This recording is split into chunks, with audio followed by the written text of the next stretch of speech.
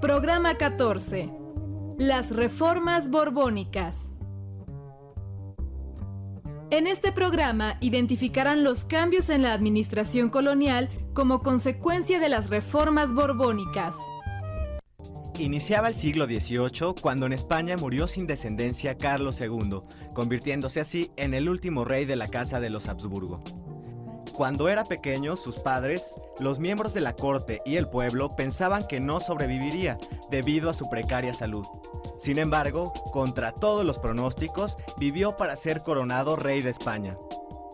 El hechizado, como era conocido en España, no pudo procrear hijos para asegurar un heredero de la corona. Tras su muerte, ascendió al trono Felipe V de la Casa de Borbón, sobrino de Carlos II y del monarca francés Luis XIV. Los españoles, temerosos de que el nuevo monarca se aliara con Francia, Inglaterra, Holanda y algunos españoles, iniciaron un conflicto armado conocido como la Guerra de Sucesión, con el fin de imponer a otro rey.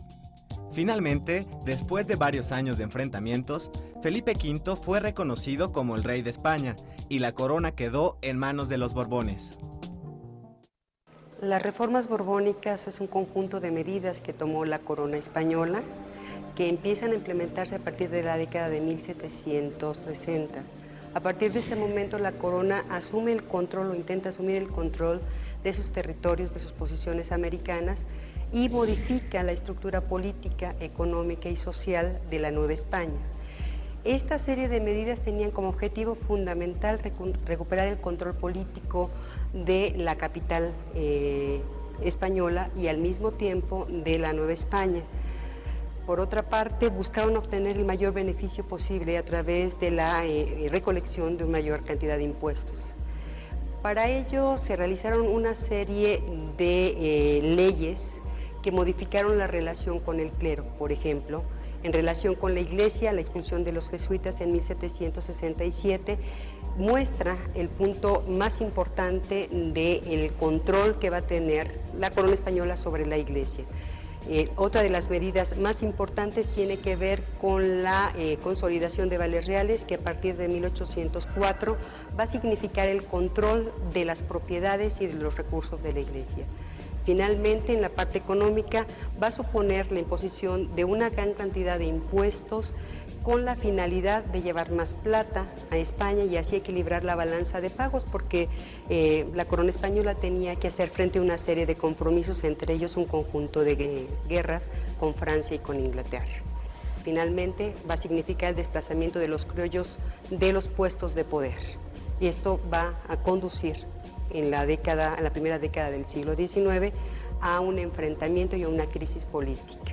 La dinastía Borbón asumió el trono a principios del siglo XVII. A mediados del siglo XVIII, el funcionario real José de Gálvez, visitador de la Nueva España, influido por todas las ideas ilustradas como parte del proceso de control del Estado, llamado despotismo ilustrado, va a viajar a la Nueva España a poner en práctica toda esta serie de medidas que van a conducir a que la metrópoli recupere el control sobre su territorio en términos políticos, económicos y sociales. Parte de este esfuerzo va a estar vinculado con la presencia de un ejército que va a desembarcar justamente en la década de los 60 para poder controlar a la población. A finales del siglo XVIII, el Imperio Español tenía posesiones en varios continentes. Sus dominios americanos se extendían desde Nueva España hasta el Virreinato del Río de la Plata, ocupando varias islas del Caribe. En Asia, la corona poseía el archipiélago de las Filipinas.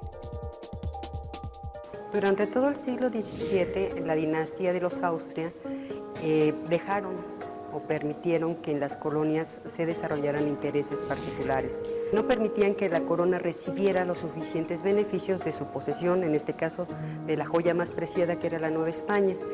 Con la llegada de los Borbones al poder, lo que se intenta es controlar a estos particulares, a estas corporaciones, con la finalidad de imponer la autoridad real por encima de estos cuerpos que habían establecido sus redes y vínculos en la Nueva España. Recuperar el poder significaba, de otra manera, limitar el poder de las corporaciones en la Nueva España, iglesia, comerciantes, pero también de las comunidades indígenas Y esta búsqueda de control significó llevar nuevos funcionarios, hombres nuevos que condujeron a la metrópoli a la era del poder real y efectivo, y a que la Nueva España, que era un reino más de la corona española, alcanzara el estatus colonial prácticamente al ser sometida a funcionarios españoles.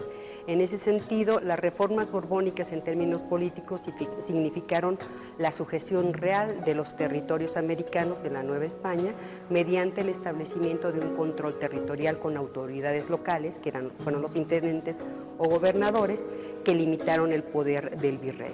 En la parte económica significó establecer funcionarios que iban a ser los encargados de la recolección de los tributos, y esto permitía a su vez el establecimiento de un sistema moderno de recaudación de impuestos, a la vez que se crearon nuevos impuestos. Por ejemplo, el del naipe, la sal, que eran insumos, por ejemplo la sal y la pólvora, fundamentales para la explotación de la plata. La recaudación por vía concepto de alcabalas, que es un impuesto a la circulación de mercancías, permitió que la corona a finales del siglo XVIII obtuviera una cantidad impresionante de recursos que se extrajeron de la Nueva España gracias a un sistema eficiente en términos de la política tributaria y también de la política de gobierno.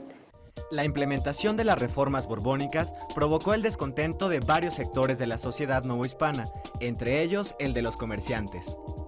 Las leyes sobre libertad de comercio terminaron con el monopolio de 200 años del Consulado de Comerciantes de la Ciudad de México y sus socios de Sevilla y Cádiz.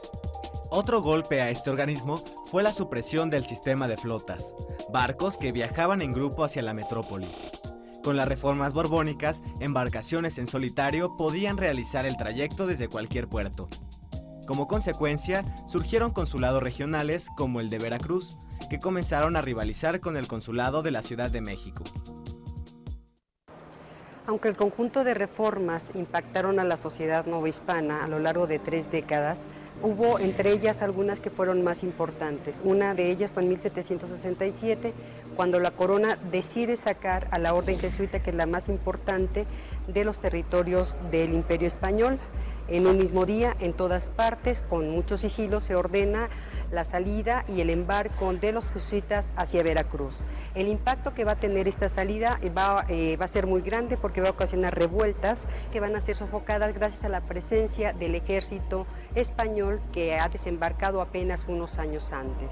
Enseguida podríamos hablar de otra de las medidas, la división del territorio en intendencias. ¿Por qué? Porque esta división, esta organización, al mismo tiempo que tenía como objeto el control político del territorio, va a provocar que se enraicen los intereses locales y va a ser el origen de, más tarde, los estados que se van a crear a partir de la independencia. Y finalmente, la consolidación de vales reales en 1804, que es, digamos, la gota que derrama el vaso de agua finalmente, porque significa que se obtienen cada vez más recursos de una colonia que ha sido atacada constantemente con una serie de reformas, pero también que ha visto mermados sus ingresos económicos con un conjunto de impuestos muy amplio y muy importante.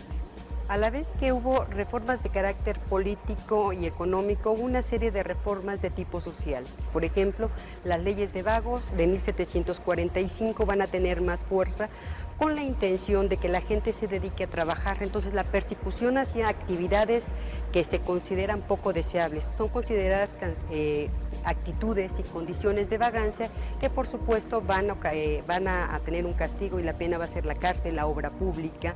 En fin, esta serie de medidas de control de la población va a abarcar un amplio espectro. Por ejemplo, las diversiones, las fiestas de toros, los carnavales van a salir de los espacios urbanos, porque se busca que la población se divierta de manera decente, asistiendo al teatro, por ejemplo, y reglamentando también qué tipo de obras se van a presentar y cómo en los espacios entre cada uno de los actos se deben bailar cierto tipo de bailes, donde las mujeres finalmente no deben enseñar, por ejemplo, más allá de la pantorrilla.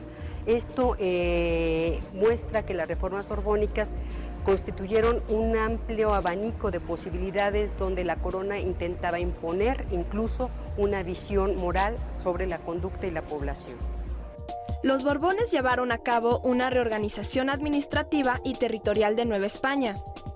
Al dividir el territorio en intendencias, buscaron tener mayor control sobre la colonia y, al mismo tiempo, restar poder al virrey, implantando la figura del intendente.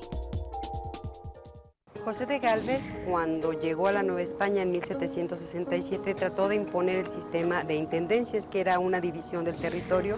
No pudo, le costó mucho trabajo. 20 años después, en 1786, logró que se decretara la Real Orden de Creación de las Intendencias.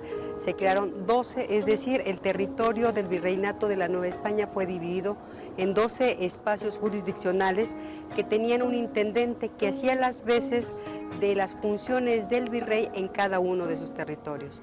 El poder que tenía el virrey sobre todo el territorio de la Nueva España se divide y ahora van a ser los intendentes a partir de 1786 quienes van a ejercer las funciones del Ejecutivo en su territorio.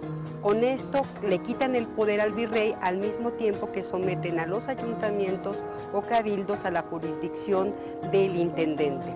La otra parte importante es la función económica. Se crean cajas reales especiales para la recolección de los impuestos y de esta manera el virrey pierde el control político que ejercía sobre todo el territorio y también pierde el control del poder económico en la medida en la que va a haber funcionarios locales encargados de la recolección de impuestos.